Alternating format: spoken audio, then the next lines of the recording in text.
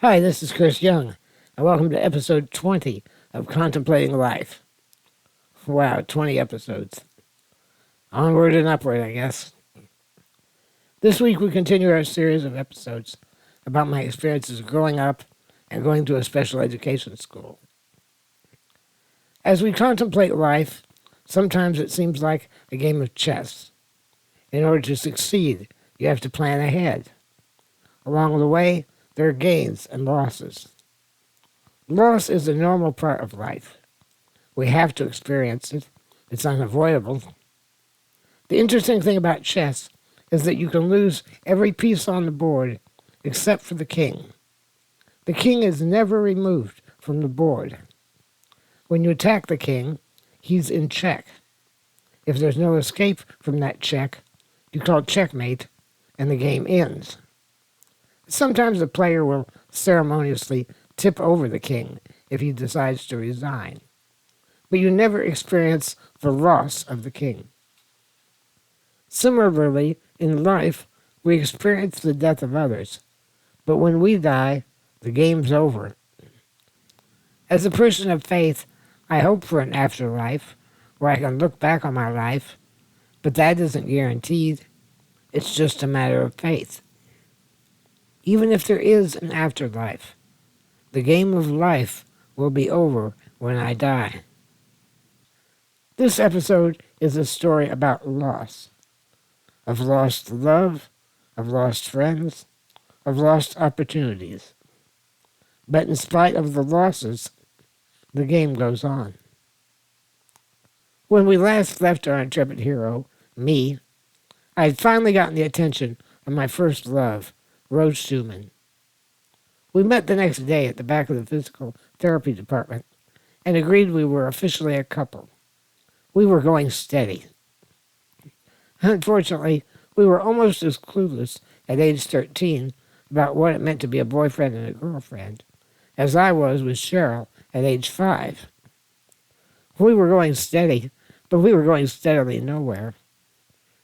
We would talk on the phone after school every day, but I didn't have a phone in my room, so there wasn't much privacy on my end. We'd spend every free moment together at school, and would occasionally hold hands going down the hall side by side. We would sneak away for long chats in the therapy room. A door at the back of the therapy department led to a balcony porch. One day we snuck out there with the intention of kissing. Although we were completely alone, she was scared somebody would come looking for us, find us on the porch, and catch us in a bad moment. So she chickened out, and we headed back to class. I said to her on the way back, "We probably blew it. Now we might never get a chance to kiss." Unfortunately, that was a prophetic statement. After about 3 weeks, she dumped me. In a last-ditch effort to win her back over the phone, I pleaded with her, "Please take me back." I was just about to tell her I loved her, but my mom walked in the room, and I couldn't do that in front of my mom. The Beatles song "Yesterday" became my theme song. The only thing that comforted me was the fact that she didn't take any interest in any of the other guys, so she remained available. I kept hoping someday things would turn around and she'd take me back. At the end of the year, we didn't have yearbooks to sign for junior high, but we had a class photo with a cardboard frame and cover. We all signed each other's photos with farewell messages. Several of the ambulatory students, such as Ted Hayes and Greg Whitney, were going on to regular high schools, so it was a real farewell for them. Rose and I knew we'd be back. On her class photo, I wrote, "See you next year to try again." In response, she signed my photo, "Don't try again, you'll never succeed." My dad tried to comfort me with that old adage, girls are like streetcars. If you miss one, another one comes along in a few minutes. "Dad, they don't make streetcars anymore. People ride buses." Okay, smartass. Then buses. Yeah? And how many buses are wheelchair accessible? He didn't have an answer for that. Throughout junior high and high school, I also suffered some other devastating losses. Two of them were related to chess. In sixth grade, we changed the policy that everyone had to take an afternoon nap. Instead of a nap, they purchased a bunch of board games, and we had a sort of indoor recess for handicapped kids. We played chess, checkers, Stratego, Uno, and some other games I don't remember the name of. I'd been playing chess since third grade. I don't think I was particularly good because I didn't have anyone good to play against. But there were a couple of people in junior high that I played, and I was able to beat them fairly regularly. They didn't particularly like losing all the time, and I probably wasn't a very gracious winner. There was an eighth grader named Terry Johnson, who at the time was the smartest kid I'd ever met. He was the only kid about my age who was a real academic peer. I taught him how to play chess, and 3 weeks later he was beating me consistently. When he graduated from junior high into high school, and I moved up to seventh grade, that gave me back my self-proclaimed title as chess champion of the junior high. When I got to high school, we didn't play chess anymore, but Terry and I were still good friends. He earned straight A's through his entire 4 years of high school, and after 7 semesters of straight A's, they awarded him an academic letter sweater, which he wore with great pride.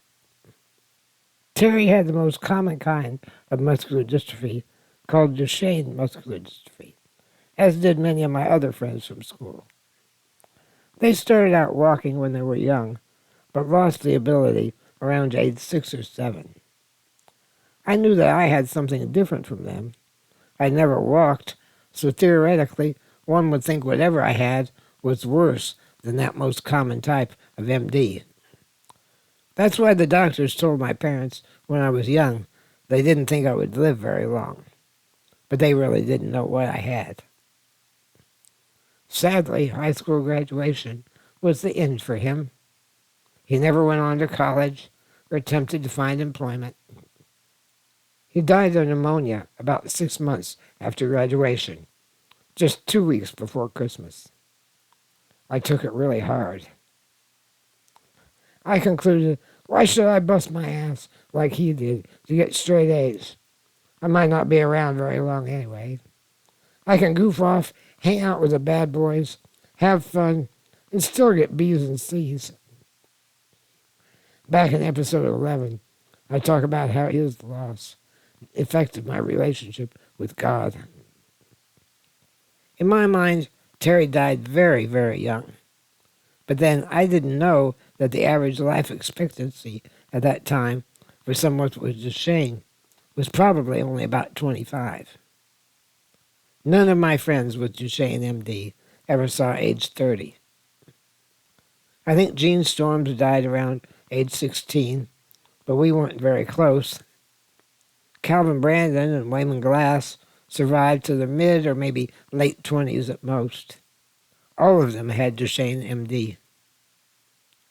Mom used to do lots of volunteer work for the Marion County Muscular Dystrophy Foundation, which is now called the Indiana Muscular Dystrophy Family Foundation. She would always hear when one of the MD kids or young adults would die. If I knew him, she'd come to me and tell me about it. I tried unsuccessfully to become numb to that kind of news. I never went to any of their funerals. I didn't like funerals in the first place, and it was too much for me to go to one of them. One day when I was in my early 30s, Mom came to me and said, Kelly Garrison died. He was about 5 or 6 years younger than me and had Duchenne MD. I didn't know him well, but I knew of him. I said to her, well, I'm next. She immediately went into an angry tirade laced with, "How can you say that? You don't know that. You've never been willing to give up. How can you say you're going to be next?" When she finally wound down, I calmly added, "I'm still next. How can you say that?" "Because there aren't any left. Of all the people who had some sort of MD that I knew from school, they're all dead. Kelly was the last one. I could live another 30, 40 years, but I'll still be next, because there just aren't any more." We both tried not to cry. That was about 35 years ago. Here's another story of how fate robbed me of a chess partner. When I was in 8th grade, we got a new girl in 7th grade named Heidi. She was in a wheelchair, but I didn't know what was wrong with her. She was extremely shy and quiet. I figured she'd eventually warm up the way Rose had. The teachers found out she played chess, and so they suggested I try to get her to open up a little bit by challenging her to a chess game. She played pretty well, but she didn't take care of her queen. I would get some sort of a fork move on her, capture the queen, and after that, she didn't have a chance. A couple of times, I took it a bit easy on her. When she'd make a mistake, I'd ask, "You sure you want to do that?" I'd let her take back the move, but only if she made an obvious blunder. If she got caught in a trap that I set, I'd go ahead and spring the trap and take the win. One day, Mr. Cole called me aside. "How's the chess games been going with Heidi?" "Oh, okay. She's pretty good, but she doesn't protect her queen. I'm trying to teach her about that." "I have a favor to ask you. I need you to let her win now and then." I laughed in his face. "You can't be serious. I'll coach her as best I can, but I ain't taking a dive, especially against a girl. I got a reputation to maintain." "No, you'll do it." It wasn't a threat. He was speaking from confidence. "What makes you think that?" "Because I'm not telling you to do it as your teacher. I'm asking you as a personal favor to me." Well, fuck. He had me. Since he put it that way, I was going to do it. But the best I could give him at that moment was to say, "I'll think about it." Well, I didn't get a chance to play with her the next day, or I was busy the day after that. But I'd made up my mind I'd go easy on her.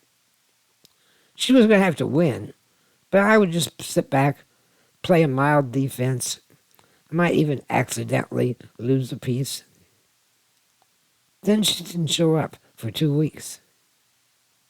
One day, Mr. Cole calls me aside. "Did you ever get a chance to play against Heidi after we talked?" "No, she hasn't been here in days. I was going to go easy on her like you asked, but I never got the chance." Then he explained. Heidi had cancer all along. She was terminal. She knew it, and all of the teachers knew it, but they hid it from the rest of the kids. She was only coming to school to have something to do, to live out her days. Then he told me that Heidi had died. I never got a chance to give her a game. You always think you'll have time to do nice things for people, or to apologize, but you can't be sure. Dan Moran was in high school with me at Roberts. He had chronic kidney disease. One day we got into a stupid argument over something. I don't even recall what it was. On the way home on the bus that day, I decided I would apologize to him the next day. He didn't show up the next day, or the day after that. A week later, he was dead at age 16. People say, "Don't hold a grudge." Well, I expanded that. I rewrote that adage after Dan died. Now my philosophy is, don't hold the grudge any longer than you can hold your breath. That breath might be your last. I've got one more sad tearjerker story for you. I just want to get them all out of the way in one episode. Now, this story is going to take a lot of backstory, but it's a backstory I was going to tell you eventually. So now is as good a time as any. As I'll explain in more detail in future episodes, from my sophomore year through my senior years of high school, I went half a day to Roberts School and the other half a day to my local neighborhood high school, Northwest High School. The wheelchair bus from Roberts would pick me up in the morning and drive me to Roberts, where I'd take a couple of classes that were only offered upstairs at Northwest, which was inaccessible. Then after lunch at Roberts, Mom would drive 7 miles to come pick me up and 7 miles back to Northwest for my afternoon classes.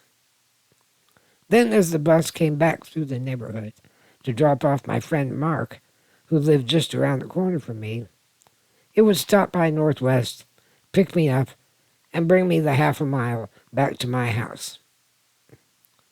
High school at Roberts was a joke. There were only about 20, maybe 25 students for the entire high school program. We only had 2 teachers. They were well-meaning people in a really tough situation. Mr. Sam Price taught English, biology, and social studies. Mrs. Harriet Bartlett taught math, bookkeeping, and French. Those 2 teachers tried to teach an entire high school curriculum for all 4 years of high school. To get all of that in, they divided the day into 12 periods of 30 minutes each. In a regular high school, a class period is 45, 50 minutes, maybe even an hour. Each class would consist of maybe 1 to 5 students who sat around a table in the front of the room while the teacher taught.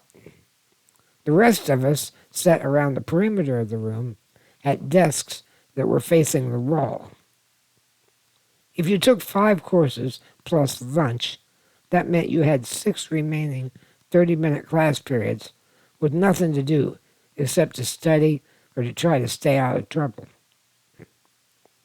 The scheduling of all that, especially arranging it so that all my classes were in the morning, was quite a challenge. As I said, I had a lunch at Roberts before going on to Northwest. They served lunch in 3 periods. Kindergarten through 3rd grade went the first lunch period. 4th and 5th grade, plus the multiple handicap class, that is kids with both physical and intellectual disabilities, went the second shift. Junior high and most of the high school went 3rd, but some of the high school kids went to the other 2 lunch periods because they needed it to make the schedule work.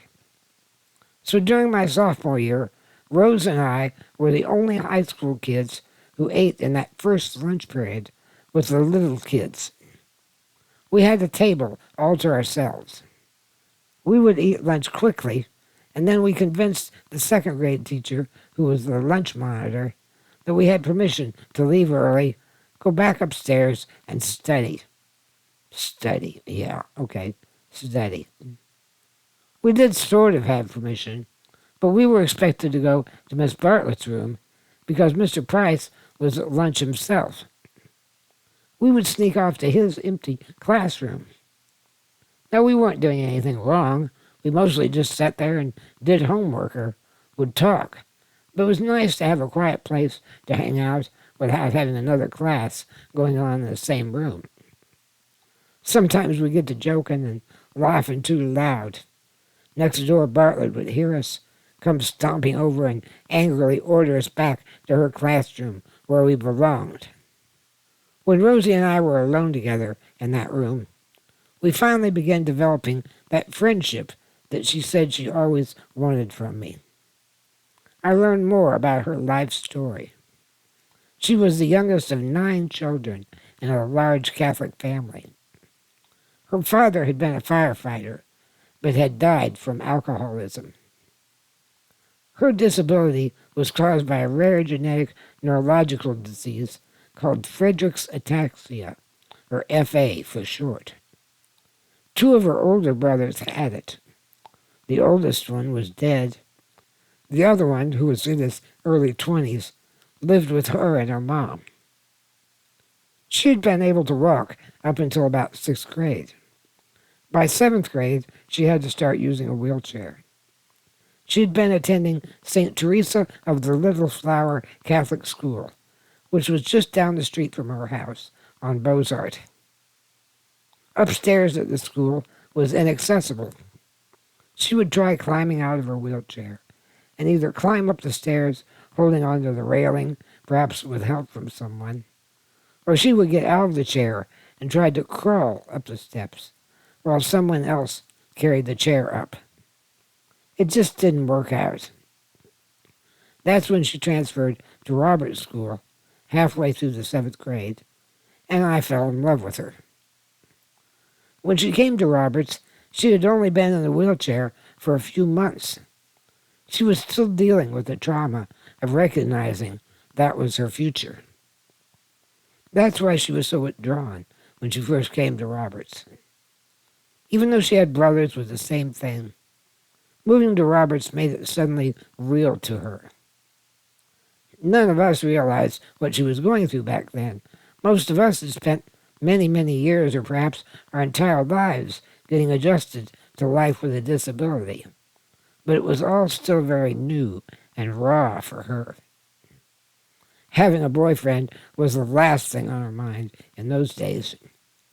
She confessed to me that letter she'd written me in 7th grade had all been a lie. She didn't really have a boyfriend from her neighborhood. She also somewhat apologized for her snarky comment at the end of the letter that said, "So what if I am cute?" She said to me, "I really was nasty to you back then, wasn't I?" I go, "Yeah, you were. And my heart's still broken. And you're still cute." "Yes, I am. But we're still just going to be friends." Okay. That friendship grew even deeper one day when we were sitting alone in Mr. Price's room after lunch. We were actually studying for a change and not sitting there joking around. I think I was doing math, geometry, or algebra, perhaps. Rose was working on a biology assignment. At Roberts, there was no lab for biology. It was a textbooks-only course. I was also taking biology at Northwest at the same time. The difference between the two courses was like night and day. We had biology lab every other day at Northwest. We did all sorts of cool things. We dissected an earthworm and a frog and even a fetal pig.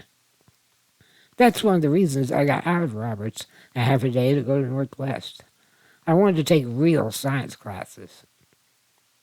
Anyway, our desks were across the room from each other, and we were facing one another.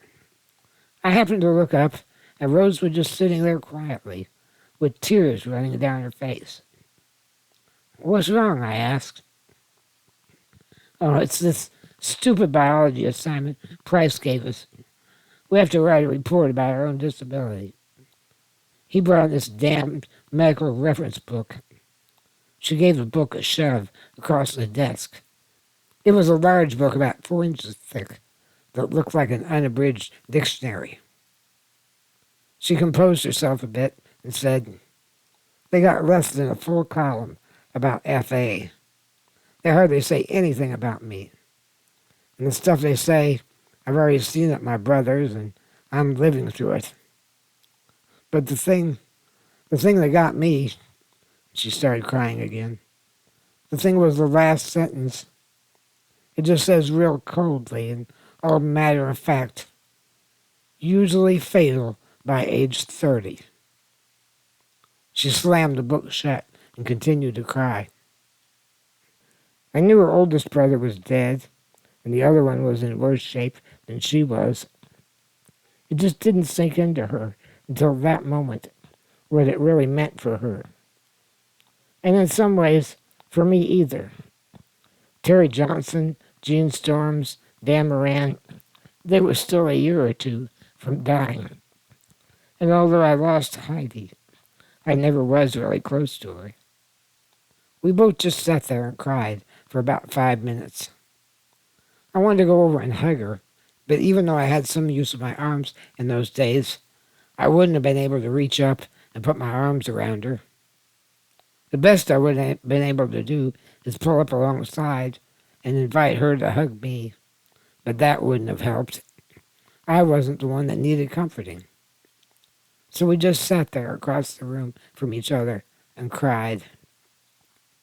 She could see I was crying too. I think that was the best we could do under the circumstances.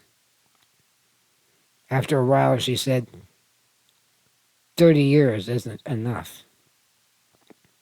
No, it isn't. No, it isn't. She left for the restroom. I wiped my eyes, and I went over to Mrs. Bartlett's room. You'll hear more about Rose in future episodes, but I want to tell you some of the end of the story. It's still a little bit sad, but it's not a complete downer. After graduating high school, I occasionally heard from Rose, but I didn't see her again until a school reunion in 1986. We were both just short of our 30th birthdays. She was happily married to the nephew of one of our classmates.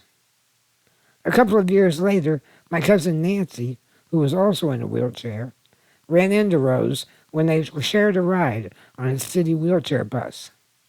Rose was taking her newborn baby for a checkup at the doctor. According to records I found on ancestry websites, Rose Ellen Figley, née Schumann, born September 5th, 1955, died October 29th, 1993, at the age of 38 years, 1 month, and 24 days. Maybe 30 years wasn't enough, but given the odds that she broke and the circumstances, maybe 38 was. I'd like to think so. I think she had a happy life. A late update to this podcast. As I was editing it, I looked up Friedreich's ataxia. The Wikipedia page says, in February 2023, the first approval of a treatment for FA was granted by the FDA. Approval in the EU is pending. There are several additional therapies in trial. FRDA shortens life expectancy due to heart disease, but some people can live into their 60s or older.